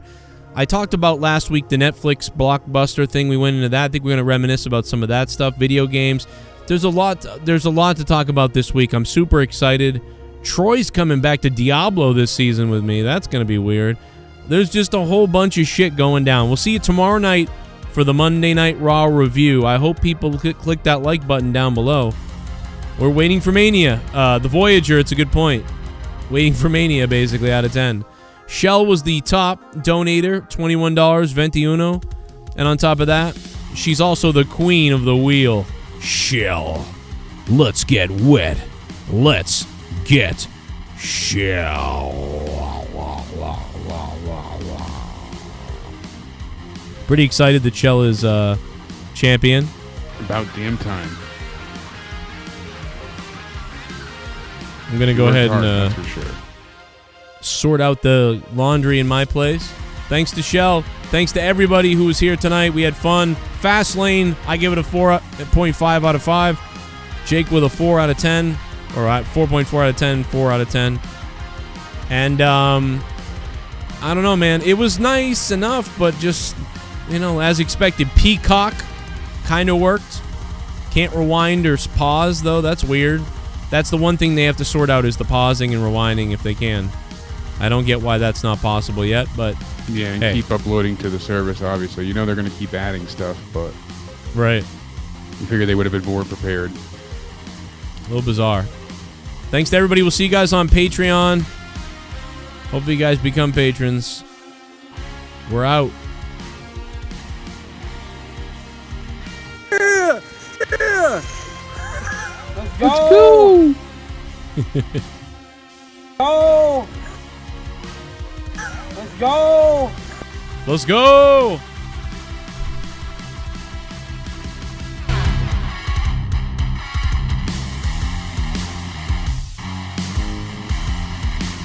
Shit bum! Food Cook Troy.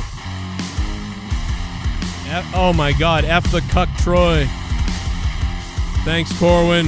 What up, Corwin? I'll tell Troy you said that.